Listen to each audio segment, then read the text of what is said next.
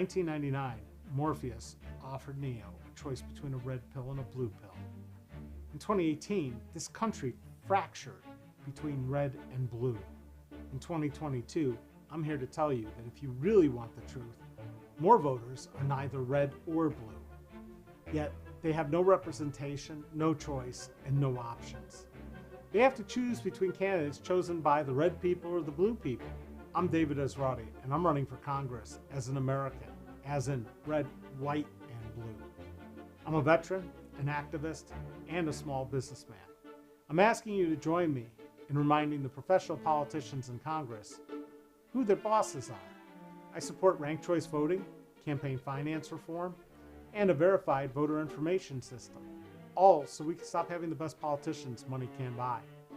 It's time to elect a veteran who will work for you, no matter what color they want to label you. Please go to electesrati.com and learn more. I'm David Esrati, and I approve this message.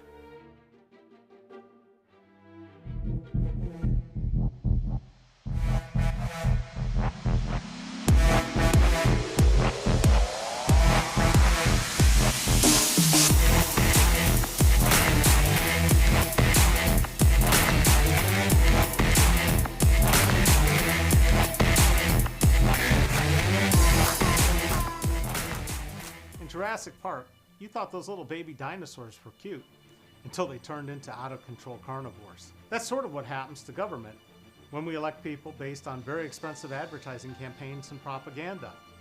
I'm David Esrati. I'm a veteran and a small businessman running for Congress. You don't want professional ad people and pollsters to sway your vote. All those hot-button issues like gun control, abortion, borders are all politicized to stop you from voting rationally. And thinking rationally seems to be in short supply these days. Most Americans have been voting against their own best self-interest for a long time because we've allowed money to buy our leaders. 1 million Americans died in the last 2 years because our leaders couldn't lead. It wasn't that hard. Mask, distance, test, and then vaccinate. In an instant, we had billions to spend on healthcare for COVID, when for years we've been told we can't provide healthcare for everyone equally in this country. That's an unintended consequence of the pandemic. If you think about it, our government can pretty much do whatever it wants, or what the people who buy our politicians tell our leaders to do. We also had a ton of money to prop up businesses. The next thing you know, it turns out that a living wage was not only possible, but necessary. As a small businessman who won't sell you out to corporate interests and lobbyists, I can tell you that it's time to fully understand the consequences of companies like Amazon, Facebook, and Google and their effect on small business, and to remind you that small business is the #1 creator of jobs in this country. So this next election, don't trust this ad or any other political ad. Do your homework and think before you vote. It's time to put this ad man in Congress because I know that the best advertising is based on the truth, not the size of the budget or payola. Or you can just vote based on who has the money to buy their way into Congress and live with the consequences. I'm David Esrati, and I approve this message.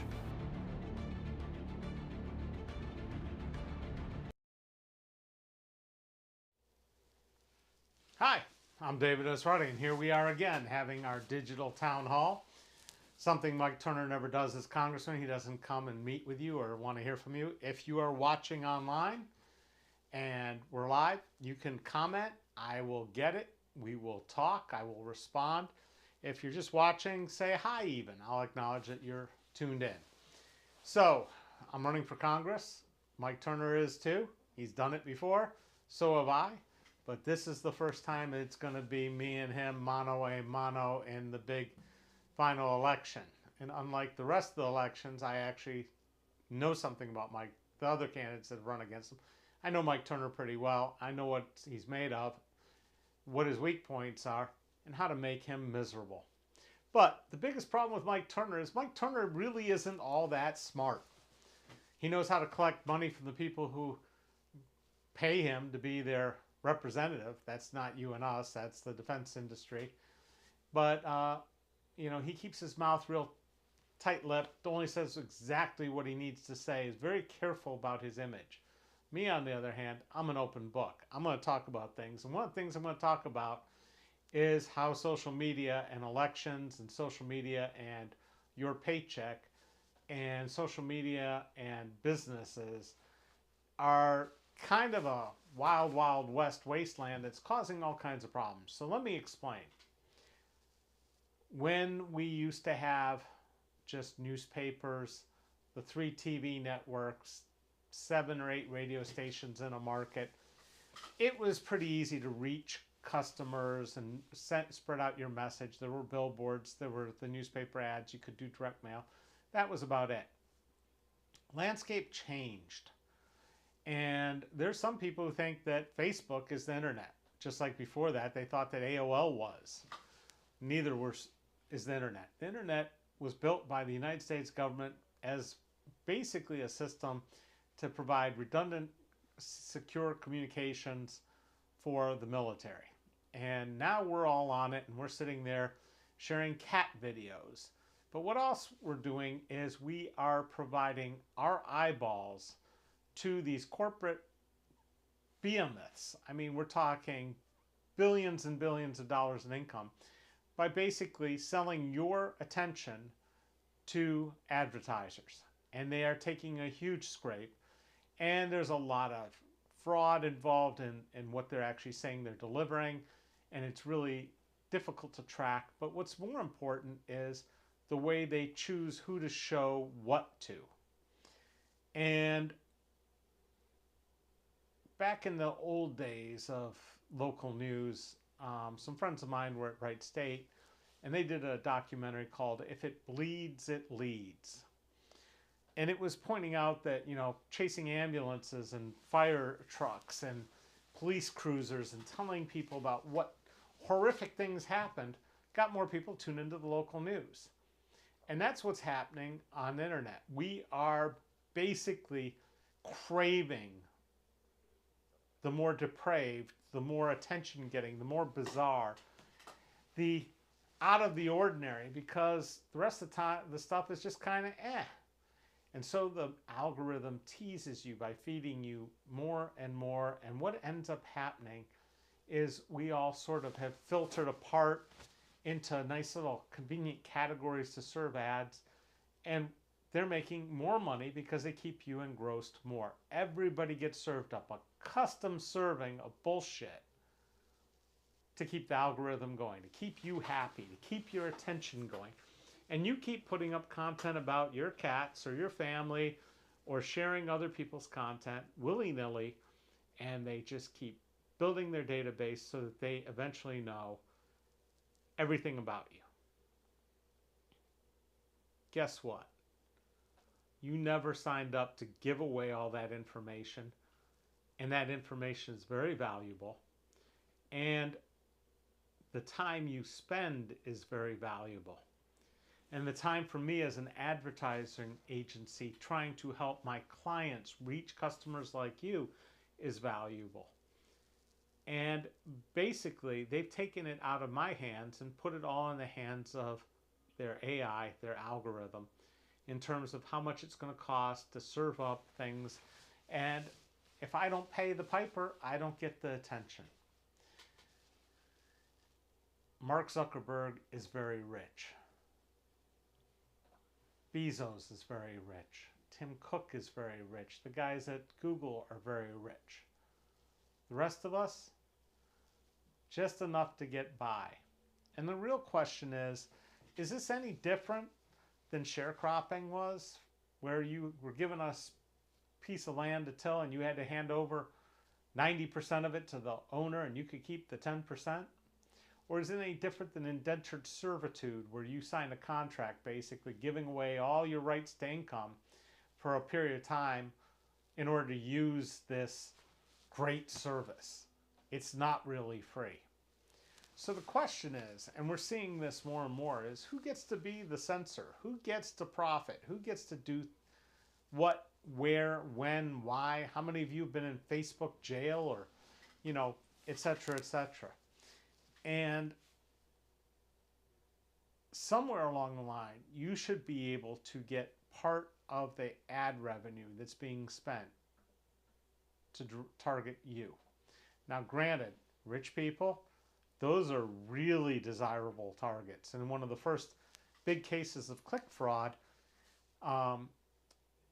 somebody went after Warren Buffett and NetJets, and they were charging $6,000 a click to get really rich people to find out about fractional jets. And I'm not quite sure how this all worked out, but that was the value.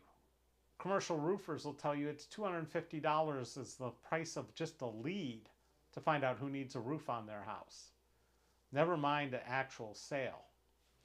So I think YouTube has the model, one of the better models, and that they share the revenue with people who've reached a certain plateau. Me, I haven't reached that plateau. I need 1,000 subscribers on this channel before I can start monetizing it. But that's never been my goal, is to monetize this channel, because I'm using it for my political campaigns. I don't really want you to see ads in front of my channel so that you end up seeing ads for Mike Turner or someone else. And that's the insidious part. My content could be the content that Mike Turner runs his ads in front of. Does that make sense? I should be able to have some control and say over that. But at least YouTube shares back a portion of the revenue, and there are YouTubers that make a pretty good life feeding content. But even then, they're forced, because the algorithm says, oh, you've got to release new content every couple of days. It's got to get this many likes, this many watches, this many minutes. And it becomes, you're just feeding the master. And guess what? The equation helps them more than it helps you.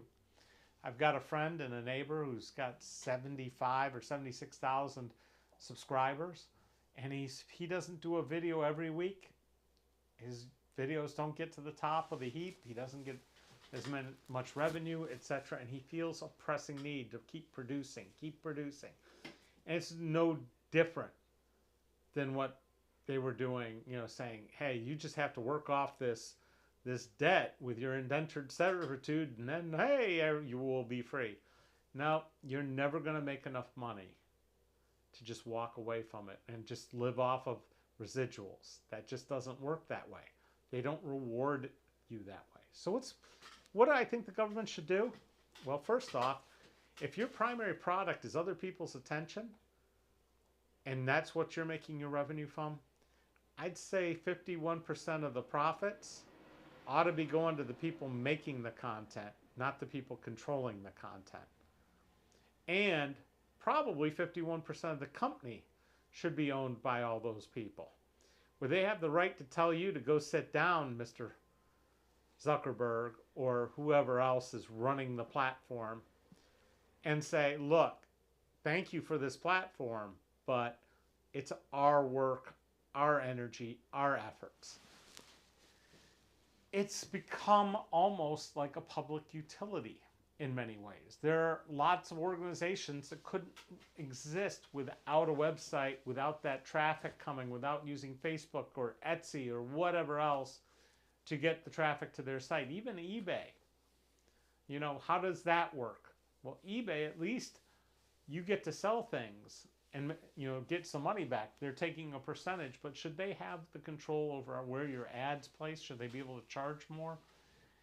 Those are things that need to be looked at. We're entering a whole nother generation of the information technology at this point, where it's become, there's very low bar to entry.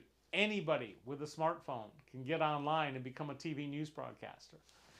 This phone right here has a better camera and a better ability to deliver globally than what used to cost hundreds of thousands to $1 million with a live production video truck, with a satellite uplink.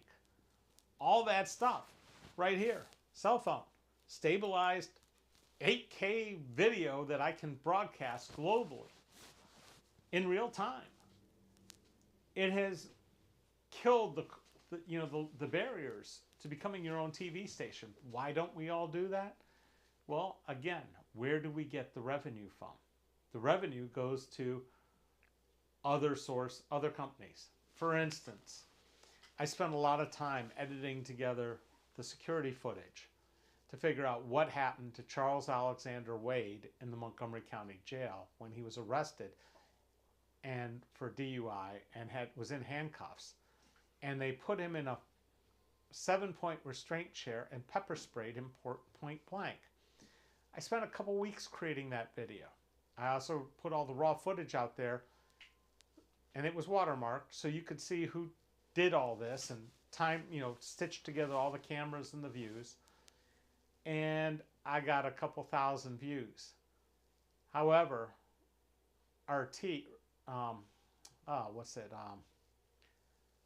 Russian network, RT, I don't know, one of the sensational channels, took the same footage, recut it to exploit it, and got 1.5 million overnight.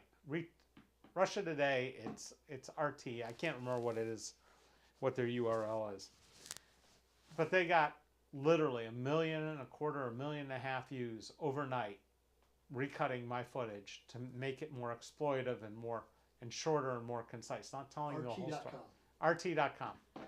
Anyways, thank you. So that's an example of my work being stolen by somebody else who had better access and a better way to source it because they had the followers and everything else. Otherwise, I just have to hope the algorithm's going to pick it up. It's funny, one of the most popular videos I've actually put together on this YouTube channel is about the Dunbar football game where Dunbar was playing Belmont and Dunbar was throwing the game. And I just put explainers on the video that the city schools had put out showing the whole thing, and I gave the background and filled in. That thing's got a ton of views and got a lot of people watching and still gets quite a few comments. We can't tell what's going to go viral, what's going to gain all the attention. But somebody else who already has a channel that's predicated on attention grabbing sure can, and they can grab your content just as easily and profit by it. Somewhere along the line, we've got to revise copyright. We've got to revise ownership and pay people for what they do. Haven't seen any questions. I know I've got a couple viewers. I'm glad you're here. The idea that we revamp social media and make sure that the people who generate the content get paid and the people who view the ads get a cut of what's getting paid to them and get paid, because then we can actually have verified viewers and guarantee that advertisers aren't getting screwed over as well. It doesn't count. If I didn't see it, if it was on the bottom of the page that I loaded and I'm still, as a business, and I think I ran an ad and nobody ever saw it, nobody had a chance to click on it, why am I paying for it again? So maybe we should only have it pay for interaction and track those things. I've said often that, advertising has truth in advertising laws, but political campaigns don't. There was some interesting things about that too, but part of the reason it's so expensive to run for office is because we're paying the social media companies to get our names and faces in front of other people. I find that abhorrent that I'm making Mark Zuckerberg rich to make sure that people know about me. If we had if we just paid for a voter information system and had official channels and we controlled it as a country and didn't allow donations, I think we'd have better politicians who are actually elected representatives. I think we'd have a more informed electorate. I think we'd get better outcomes in Congress. Anyway, I've been rambling for a bit. I hope you've learned something. I hope you understand that if I go to Congress and I get the opportunity to ask these social media companies how they're going to compensate newspapers for the stories they steal, and the citizen journals for the stories they steal, and for the videos that are being watched that people spent time creating that don't have enough followers or viewers, it's got to get to a system where it's more equitable for all. Because if the money keeps... Mark Zuckerberg can't spend all his money. Jeff Bezos can't spend all his money. Elon Musk can't spend all his money, though buying Twitter is going to take quite a bit of it. Again, he's not creating anything there. You and I are when we tweet. So, I'm David Esrati. I'm running for Congress. I need your help. I need your support. First thing, subscribe. Hit the little bell for notifications so you know when we go live. I'll be here again tomorrow at 4, and we will get some new things up pretty soon. We've got some real fun videos that'll be coming out. Hopefully I can count on you to share them. And find out more at electesrati.com. And if you feel like you want to support the underdog, go right ahead, electesrati.com/donate. Thank you so much for watching, and I will see you tomorrow. Thank you.